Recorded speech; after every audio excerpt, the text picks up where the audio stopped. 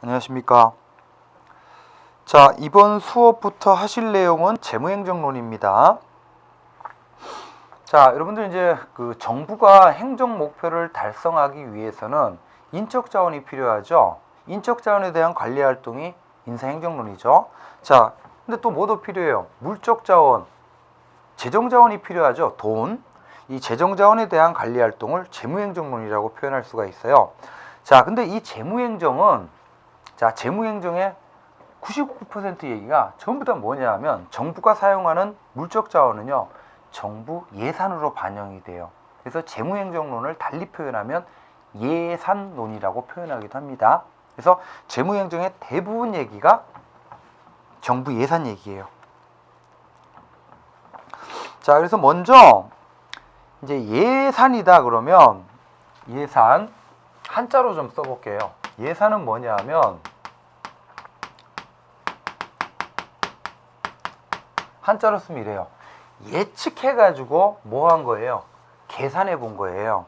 여러분, 정부 예산은 1회계년도를 단위로 운영이 되거든요. 그래서 예를 들어 2016년 예산이다. 그러면 2016년 1월 1일부터 시작해가지고 12월 31일까지 이거를 회계년도라 그래요. 1회계년도를 단위로 운영이 되는데 2016년 예산은 2016년이 되기 전에 만들어져서 국회 의결을 받아서 성립이 돼요. 그러면 2015년이죠. 2015년 기준으로 봤을 때 2016년은 다가오는 가까운 미래죠. 다음 회계년도죠. 다음 회계년도 동안 정부가 어디서 얼마를 걷어서 그걸 토대로 어디에 국방비, 교육비 등등에 쓸 것인지에 대해서 미리 어떻게 해요? 예측해가지고 계산해 본 거예요. 이걸 예산이라고 합니다. 그래서 예산을 한마디로 표현하면 다가오는 회계년도 정부의 수입 그리고 정부의 지출에 대해서 예측해가지고 계산한 거다. 그래서 예측된 계산 이렇게 기억하십시오. 그래서 정부 예산은 정부가 일정 기간 동안 공공 서비스 공급을 위해서는 수입이 필요하죠. 그리고 이걸 다양한 분야에 쓰죠. 지출. 이거에 대해서 이제 계획을 한 건데, 그래서 세 번째 줄 보시면 이런 식으로 이해합니다. 장차 도래할 대개 다음 회계년도죠. 정부의 세입 동그라미 이거를 세입 예산이라 그래요. 그리고 세출 동그라미 이걸 세출 예산이라 그래요. 이거에 대해서 예측해 가지고 계산한 게 예산이다. 이렇게. 자, 그리고 박스 안에 보시면 이제 본격적으로 들어가기에 앞서서요. 박스 안에 보시면 그림이 있는데, 여러분 일반적으로 예산이다 그러면 정부 예산이다 그러면 예산의 형식이 둘로 나뉘어요. 일반 회계 예산이 있어요. 그 다음에 일반의 대칭어 특별 회계 예산이라는 게 있어요. 그래서 이제 예산이다 그러면 일반 회계와 특별 회계로 구성이 됩니다. 그리고 우리나라에는요, 예산에는 안 들어가는데 별도로 뭐가 있냐면 공무원 연금 기금 또는 남북 교류 협력 기금, 수출 보험 기금과 같이 기금이라는 게 있어요. 그래서 우리나라는 특징이 기금은 예산 외로 운영이 돼요. 그래서 이제 예산하고 기금을 합쳐가지고 뭐라 그러냐면 통합 예산 또는 통합 재정이라고 표현해요. 자, 이게 기본적인 이제 구도입니다. 이런 구도에서 예산의 대표는 바로 일반회계 예산을 말해요. 그래서 그 그림 보시면 이게 이제 2010년 예산이다. 그러면 2010 회계년도 일반회계가 얼마냐면요, 159조 원이었었어요. 그러면 이거를 해석을 해보면 이런 뜻이죠. 2010 회계년도 동안 정부가 일반회계 기준으로 159조 원이라는 돈을 다양한 분야에서 걷어들이죠. 그리고 이걸 토대로 해서 국방비, 교육비, 복지비 등 다양한 분야에 쓰죠. 이거에 대해서 계획을 한 게, 그래서 어떤 분야에서 159조라는 돈을 걷어들이고 그리고 이걸 어떤 분야에 쓸 것인지에 대해서 계산을 해본 거죠. 그래서 예산은 예측된 계산입니다.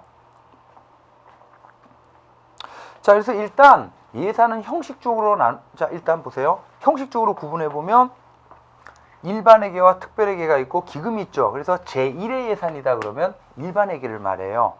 제2의 예산이다 그러면 특별회계를 말하고, 그 다음에 제3의 예산이 기금입니다. 자, 이렇게 기본적인 내용 보셨고 313페이지로 갑시다. 313.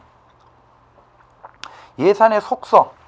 자, 예산은 형식적으로 나누면 일반회계, 특별회계, 기금으로 나누지만 내용적으로 나누면 세입예산, 세입 동그라미, 세출예산, 세출 동그라미. 세입예산하고 세출예산으로 나뉘어져요. 세입예산은 수입에 관한 어디에서 얼마를 거둘 것인지에 관해서 계획을 한 게 세입예산이고, 세출예산은 그걸 토대로 어디에 얼마를 쓸 것인지를 예측해가지고 계산한 거죠. 그래서 세출예산입니다. 자, 줄침 부분 한번 보세요. 세입예산은요. 세입예산은 자, 특징이 뭐냐 하면 이 세입예산, 자, 예를 들어 정부가 부가가치세로 내년도에 100억 원이라는 돈을 걷기로 계획을 했어요. 예산상. 이거는 뭐냐 하면 단순한 추정치에 불과해. 그래서 이제 이 세입예산은 특징이 뭡니까? 법적 구속력을 갖지 않습니다. 그러니까 다음 회계년도에 어떤 분야에서 얼마를 거둘 것인지에 대해서 단순히 추정을 한 거지 법적 구속력을 갖는 건 아니에요. 반면 세출예산은요. 세출예산이 편성이 돼서 국회 의결을 받으면 법적 구속력을 지녀요. 그래서 정해진 목적에 정해진 금액을 써야 된다라는 법적 구속력이 있다. 이런 차이점. 자, 다음 페이지 보시면 양가로 2번 예산의 속성으로. 자, 여러분 앞으로 예산이다 그러면 이 예산이 바로 뭘 뜻하냐 하면 정책을 뜻한다는 걸 꼭 기억하십시오. 예산이 바로 정책이에요.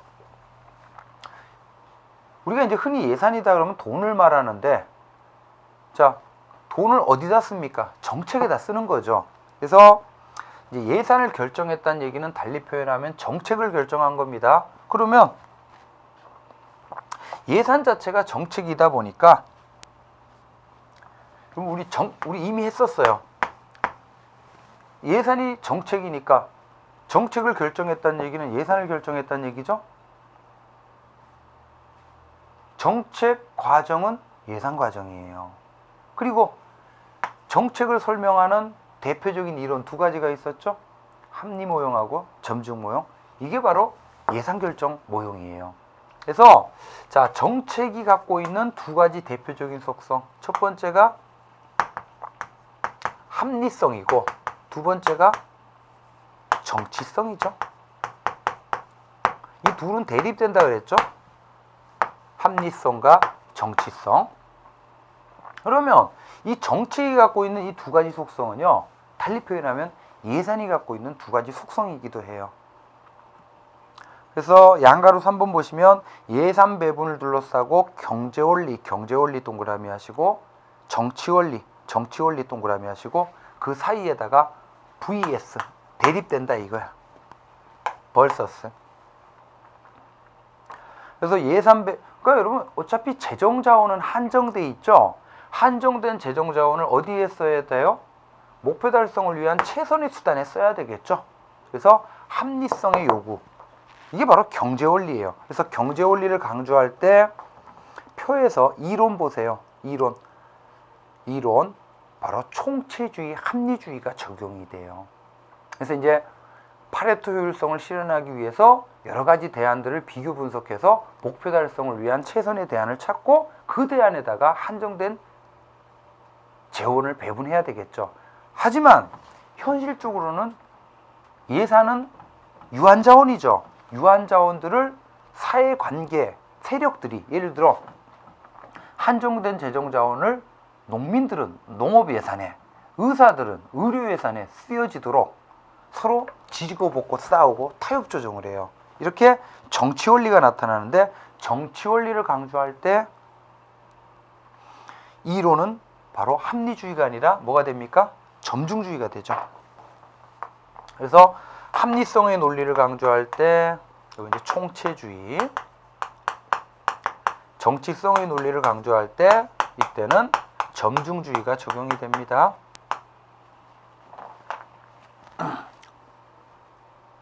자, 여기 양가로 3번은 중요합니다. 그래서 이걸 기억하시면 돼. 예산이 바로 정책이다. 그럼 정책이 갖고 있는 속성이 예산에 그대로 나타나죠. 자, 이렇게 보시고, 자, 그 다음 로마자 2번 예산의 기능을 좀 봅시다. 예산이 수행하는 기능 크게 세 가지예요. 경제적 동그라미, 그 다음에 오른쪽에 관리적 동그라미, 정치적 동그라미.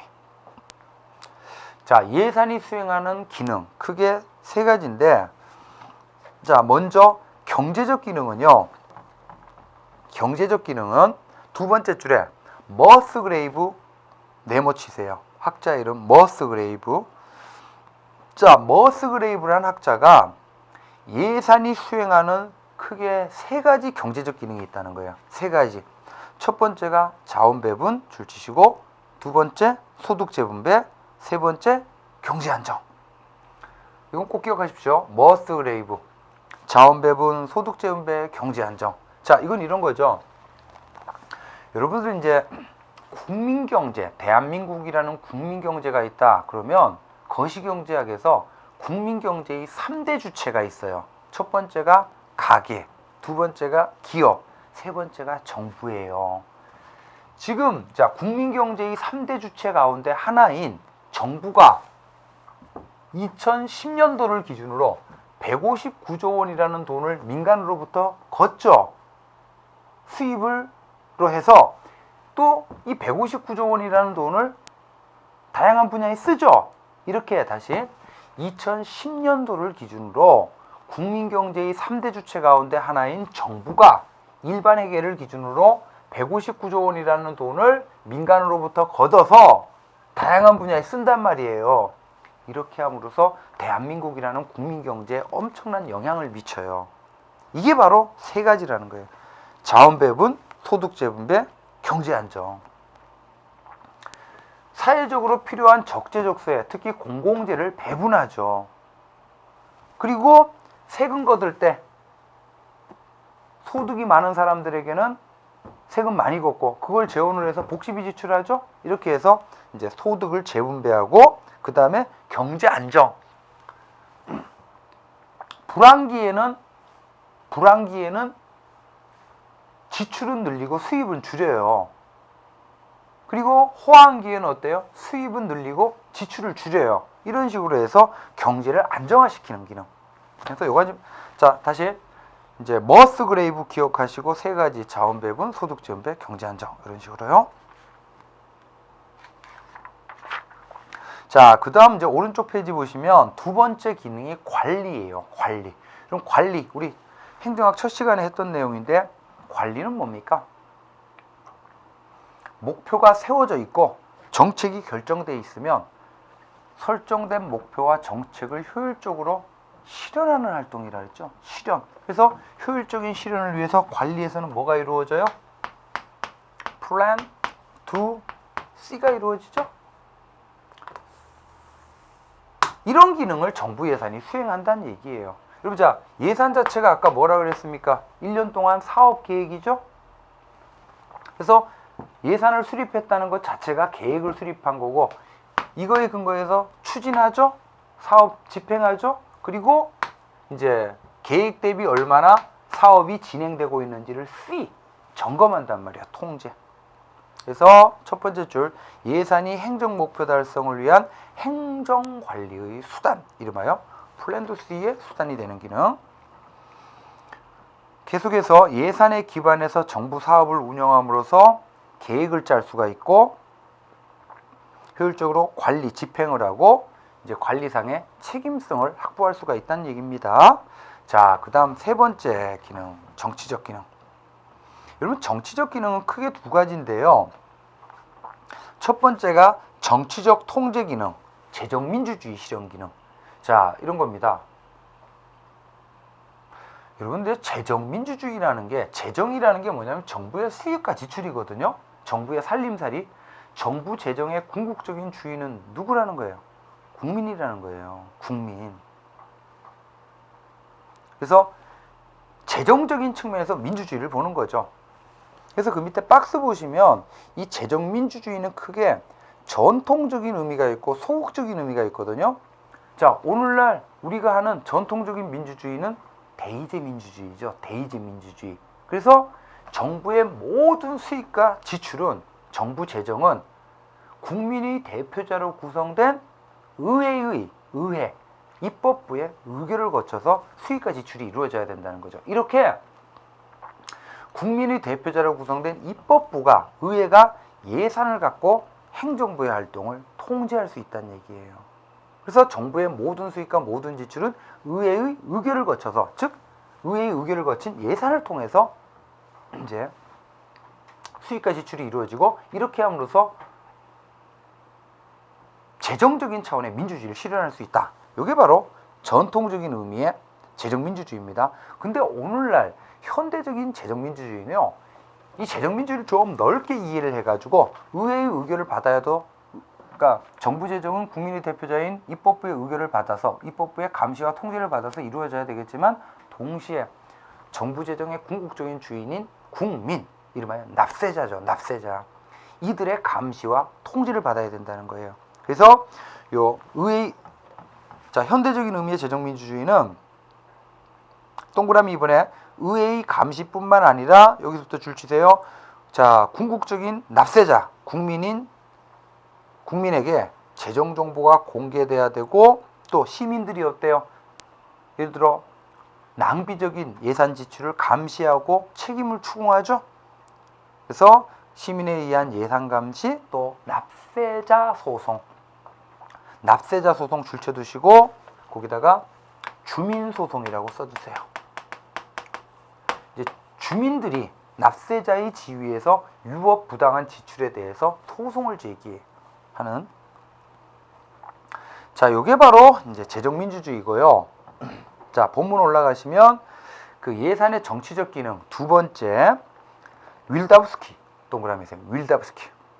그래서 앞으로 여러분들 행정학 전반에서, 특히 예산 정책에서요, 정치적인 측면 나오면 꼭 기억해야 할 학자가 아론 윌다우스키라는 학자예요. 그래서 정치하면 무조건 윌다우스키. 그래서 이 윌다우스키라는 학자는 예산의 본질은 바로 뭐냐면 한정된 재정 자원을 둘러싼 정치적 투쟁이다 이거야. 한정된 재정 자원을 더 많이 차지하기 위해서 사회 세력들이 지지고 볶고 싸우고 타협 조정해서 만들어지는 게 예산이라는 거예요. 그러니까 예산은 어떤 식으로 결정이 돼요? 이런 정치적인 측면 때문에 합리주의가 아니라 점중적으로 결정될 수밖에 없다. 그래서 우리 이미 정책학에서 점중주의 할 때 점중주의를 주장한 대표적인 이론가가 윌다우스키입니다. 자, 이렇게 해서 예산의 기능 크게 세 가지, 경제적 기능, 관리적 기능, 정치적 기능, 이런 식으로 좀 정리를 하시기 바래요. 자, 그 다음 넘겨봅시다. 316페이지. 자, 316페이지 예산 원칙 별표 3개 하세요. 재무행정에서 꼭 한 문제 나오는 문제입니다. 예산 원칙. 이 정부의 예산이 지켜야 되는 원칙인데요.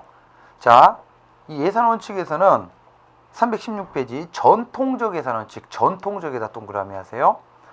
자, 그럼 전통적인 예산 원칙이라는 게 있으면 오른쪽에 현대적인 예산 원칙이라는 게 있겠죠? 현대적 동그라미 하시고, 이 전통적인 예산 원칙이 중요한데 왼쪽 페이지, 그러면 전통적인 예산 원칙은요, 19세기 국가가 입법 국가죠. 그래서 전통적인 예산 원칙은 두 글자만 꼭 기억하세요. 통제. 통제에다 동그라미 하세요. 이거 전통적 예산 원칙은 이제 한마디로 표현하면요, 19세기 입법 국가 시절에 국민의 대표자라고 구성된 입법부가 예산을 갖고 누구를? 행정부의 활동을 통제하는 데 초점을 뒀다는 겁니다. 통제. 그래서 전통적인 예산 원칙 총 몇 가지가 나와요? 8가지가 나오거든요. 일단 앞글자 따서 꼭 외우세요. 전통적인 예산 원칙 8가지 앞글자 따서 저는 이렇게 외웠는데 공, 명, 완, 단, 한, 통, 사, 정 뭐 이런 식으로 앞글자 따서 공명, 완단, 한통, 사정 이런 식으로. 자, 이렇게 전통적인 예산원칙을 완벽하게 해두면요, 사실상 오른쪽에 현대적인 예산원칙을 안 보셔도 돼요. 자, 시험 문제는 이 전통적인 예산원칙이 집중적으로 나옵니다. 공은 공개성, 명은 명료성, 완은 완전성, 단은 단일성, 한은 한정성, 통은 통일성, 사는 사전의결, 정은 정확성. 자, 일단 8가지 있다는 거 꼭 기억하셔야 되고, 자, 하나하나씩 봅시다. 먼저 공개성 원칙. 공개성 원칙. 공개가 돼야 통제가 쉽죠. 예산이 감춰지면 통제가 어렵죠. 그래서 공개성 원칙은 공개돼야 된다는 거고, 자, 그다음 명료성 원칙. 이해하기가 쉬워야 된다는 거예요. 예산이 엄청나게 복잡하고 이해하기가 어려워요. 그럼 그만큼 통제가 어렵죠. 그 다음에 정확성 원칙. 예산은 계획이에요. 계획. 예측된 계산이니까. 그래서 이제 계획대로 집행을 하게 되면 결산하고 예산은 일치가 돼요. 그래서 이제 이게 정확성 원칙이에요. 그래서 공개성, 명료성, 정확성은 있다는 것만 기억하십시오. 있다는 것만 알아두시고, 자, 이제부터가 중요합니다. 특히 시험 문제 가장 많이 나오는 게 완전성하고 통일성이에요. 완전성, 통일성. 이게 시험 문제 많이 나와요. 자, 먼저 완전성 원칙은요, 이런 겁니다. 정부의 모든 수익과 모든 지출은 하나도 빠짐이 없이 완전하게 예산에 계상이 돼야 된다. 이거를 총계예산 동그라미 하세요. 총계예산. 이게 완전성 원칙이에요. 자, 여기 보세요. 정부의 모든 수입과 모든 지출은 하나도 누락됨이 없이, 자, 모든 수입은 세입 예산에, 그리고 모든 지출은 세출 예산에, 이렇게 예산에 반영이 돼야 된다는 거예요. 누락이 있으면 안 된다는 거야. 이거를 총계 예산이라 그래. 이게 완전성 원칙이야. 이 얘기는 달리 표현하면 이렇게 하면 안 된다는 겁니다. 정부가 세금을 걷었는데 100억을 걷었어요. 자, 그럼 100억이라는 세금을 걷기 위해서는 세금 걷는 공무원들 뭐 점심도 먹어야 되고 교통비도 지급해야 되겠죠? 이렇게 100억이라는 세금을 걷는데 징수비용이 1억이 들었어요. 그러면 자, 100억에서 징수비용 1억 빼면 순수입 얼마입니까? 99억이죠? 이렇게 해서 계상하는 거를 순계 예산이라 그래요. 총계 예산의 반대말이지. 그러면 완전성 원칙은 이런 뜻입니다. 순계 예산을 사용하면 안 된다는 거예요. 그럼 어떻게 하라는 거예요? 이 100억은 100억 그대로 얻다가 세입 예산에 계상을 하고, 그럼 1억은 어떻게 해야 돼요? 별도로 세출 예산에 계상해서 지출을 해야지, 그냥 뭉뚱그려 가지고 순수익 99억 이렇게 하지 말라라는 거예요. 이렇게 하다 보면 이 과정에서 공무원들의 횡령이나 남용이 있을 수가 있거든요. 이게 바로 완전성 원칙입니다. 그래서 완전성 원칙 뜻이 중요해요. 정부의 모든 세입과 모든 세출은 모두 예산에 계상이 되고 총계 예산. 이 얘기는 달리 표현하면 징세비를 제외한 조세의 순수입만 예산에 계상하는 순계 예산을 사용하면 된다, 안 된다? 안 된다는 거예요. 자, 여기서부터는 예외도 기억하셔야 돼. 예외. 자, 먼저 A번 기금 줄치세요. 기금. 여러분, 아까 우리나라는 자, 예산에는 포함이 안 되는데 별도로 뭐가 있다 그랬어요? 기금이 있다 그랬죠? 기금이. 그래서 이 미국은 기금이라는 게 없어요. 미국은 이제 기금도 예산으로 운영이 되는데 우리나라는 특징이 이 기금은 예산 외로 운영이 돼요. 그래서 이 기금은 기금은 완전성 원칙의 예외에 들어갑니다. 체크해 두시고. 그 다음에 B하고 C는 그냥 좀 외우세요. 국가의 현물 출자, 외국 차관의 전대. 이것도 완전성 원칙의 예외로 언급이 됩니다. 그 다음에 나머지는 여러분이 보시고 F, 순계 예산. 순기예산을 쓰면 안 된다는 게 완전성 원칙이죠. 그러니까 순기예산 이 자체가 바로 뭐가 돼요? 완전성 원칙의 예외가 되겠죠. 그래서 완전성 원칙의 예외다 그러면 세 가지만 꼭 기억하세요. 기금, 국가의 현물 출자, 외국 차관의 전대, 그리고 순기예산. 자, 그 다음에 더 중요한 게 통일성 원칙이에요. 통일성 원칙. 이 통일성 원칙을 국고 통일의 원칙이라고도 하는데,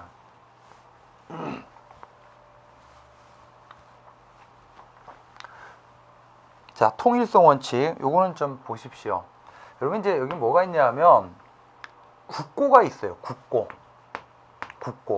이 국고는 뭐냐면 국가의 금고야. 그래서 국고인데, 이 국고에 뭐가 있냐면 뭐 달러도 있고 금도 있고 뭐 돈도 있겠죠. 이렇게 국고에 있는 돈을 뭐라 하면 국고금이라 그래요. 국고금. 그래서 이제 국고금을 관리하는 법인데 국고금 관리법이라 그러죠. 자, 그럼 이 국고로 A 분야, B 분야, C 분야 다양한 수입이 들어오겠죠? 수입이. 자, 그래서 여러분 다양한 분야의 수입이, 국고 수입이 들어오면요, 뭐 각종 세금들 또는 뭐 여러분들이 공무원 시험 보면 응시료 내죠. 이런 것들이 전부 다 국고로 들어오는 수입이에요. 그러면 국고로 들어오는 순간 전부 다 뭐로 통일이 돼버리냐면 국고금으로 통일이 돼버려요. 국고금이 되는 순간 네 돈 내 돈 구분이 안 됩니다. 그냥 국고금이야. 그런 다음에 다시 뭐냐 하면 A 분야, B 분야, C 분야 다양한 분야에 지출을 해라. 이게 바로 국고 통일성 원칙이에요. 그러면 자, 국고 통일성 원칙은 국고로 통일한다 그랬죠. 그러면 국고로 통일하지 않는 게 뭐냐 하면 이런 겁니다. A 분야의 수입을 국고로 통일하지 않고 그대로 A 분야에 쓰는 경우가 있어요. 이렇게 하면 안 된다는 게 국고 통일성 원칙이에요. 여러분, 이제 이 국고 통일성 원칙에 부합한 게 바로 일반회계예요. 정부 예산의 대표라고 볼 수 있는 일반회계가 바로 국고 통일성 원칙에 근거한 겁니다. 그래서 일반적인 국가활동을 위한, 일반적인 국가활동이라는 게 이런 거죠. 국방, 치안, 교육, 복지 뭐 등등, 환경, 이렇게 일반적인 국가활동을 위한 국가의 모든 수입하고 모든 지출을 하나로 망라해가지고 편성한 게 일반회계거든요. 그 다음에 일반회계 예외가 뭐예요? 특별회계죠. 이 특별회계가 이 빨간색이에요. 특별회계라는 말 자체가 특정 분야의 수입을 그대로 특정 분야에 쓰기 위해서 국고로 통일하지 않고 이제 계리되는 걸 특별회계라 그래요. 자, 그래서 통일성 원칙은 시험 문제 많이 나옵니다. 특정 수입하고 특정 지출을 연결하면 돼요, 안 돼요? 안 돼요. 그럼 어떻게 하라는 얘기예요? 국가의 모든 수입은 일단 어디로? 국고로 집어넣고, 그러면 국고금으로 통일이 되죠? 그런 다음에 다시 모든 지출이 이루어져야 된다. 주머니가 하나여야 된다는 거야. 주머니가 여러 개가 되면 안 된다는 얘기예요. 예외 꼭 기억하세요. 자, 일반회계가 국고 통일성 원칙이죠? 예산 통일성 원칙. 예외, 특별회계. 그 다음에 기금도요. 기금도 이런 식으로 써요.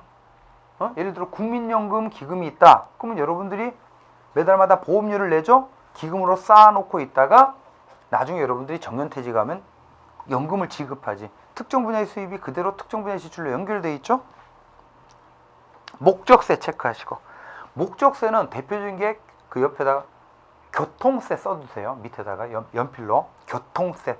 교통세로 거둔 거는요, 교통 분야에만 써요. 그러니까 여러분들 기름, 우리나라 이제 그 자동, 휘발유나 경유, 이 기름의 거의 반 이상이, 기름값의 절반 이상이 세금인데, 거기 이제 다양한 세금들이 있어요. 그 중에 이제 교통세라는 항목이 있거든요.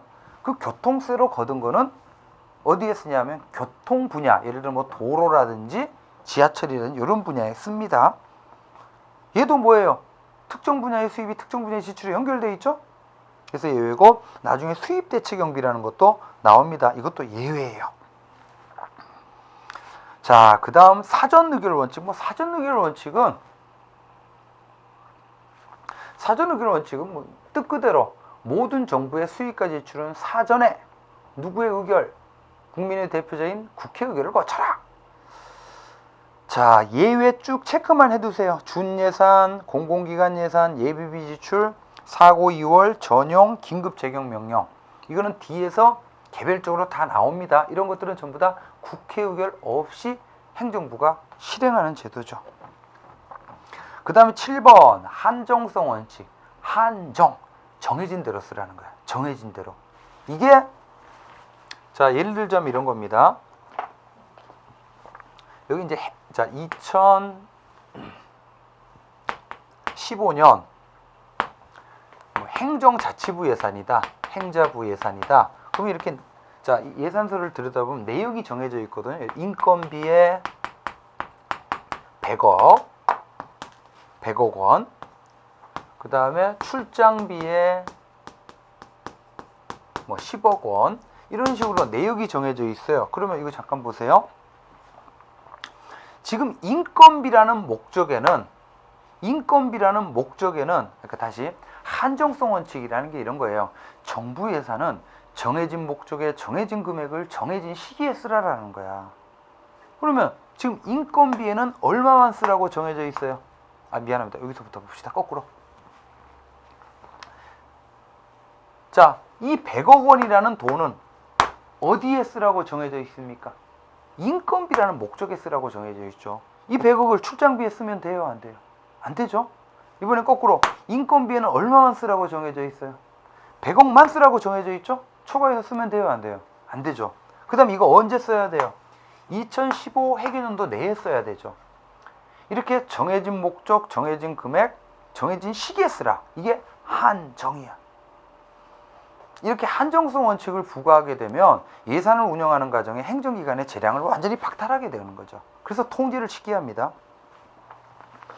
그래서 예외 보시면 A번 다른 목적에 쓰는 거 나중에 자세하게 할 겁니다. 이용하고 전용이 있고 금액을 초과해서 쓰는 게 예비비가 있고 추경 예산이 있어요. 그 다음에 해계년도를 넘겨 쓰는 거 2월 계속비, 관연도 수입 지출, 앞당기어 충당 사용 이런 것들이 다 별도로 뒤에 나오니까 일단 있다는 것만 알아두시고, 자, 그 다음에 8번째 단일성 원칙. 예산은 하나여야 된다는 거예요. 그리고 예산이 하나여야 통제가 쉽지, 예산이 여러 개가 되면 복잡해가지고 통제가 어려워요. 그래서 예외, 특별회계. 그럼 일반회계는 하나죠. 근데 특별회계라는 말 자체가 특정 수입을 그대로 특정 지출에 쓰는 거니까 특별회계마다 별도의 예산이 존재해요. 기금도 마찬가지죠. 특정 분야의 수입을 그대로 특정 분야에 쓰다 보니까 기금마다 뭐 국민연금 예산 회계 따로, 공무원 연금 예산 따로 뭐 이런 식으로 돼 있고요. 그 다음에 추가 경정 예산. 이것도 단일성 원칙의 예외입니다. 자, 그래서 316페이지 이 전통적인 예산 원칙 있죠? 이거는 꼭 기억하십시오. 통제고 공명 완단 한통 사정 8가지. 그리고 특히 완전성 원칙하고 통일성 원칙, 단일성 원칙 이런 것들은 내용하고 예외까지 꼭 기억하셔야 돼요. 시험 문제 여러 번 나옵니다. 꼭 한 문제 나와요. 자, 이번에는 오른쪽에 이제 현대적인 예산 원칙은 이제 전통적인 예산 원칙이 완벽하게 정리가 되면 현대적인 예산 원칙은 그냥 가볍게만 보셔도 돼요. 현대적인 예산 원칙은 20세기 행정국가에 와서 20세기 행정국가가 되면서 정부의 재정 규모가 커지죠. 그러다 보니까 통제도 중요하지만 뭐도 중요해요? 바로 효율성, 재량도 중요하죠. 효율성과 재량. 자, 그래서 이제 현대적인 예산 원칙은 이런 것들이 초점이 재량과 효율성이고 이제 이런 것들이 있다는 것만 기억하시면 됩니다. 그래서 섞어서 내요. 자, 하여튼 이제 예산 원칙은 전통적인 예산 원칙이 무지하게 중요하고 이런 식으로 해서 이제 예산 도입부 봤고요.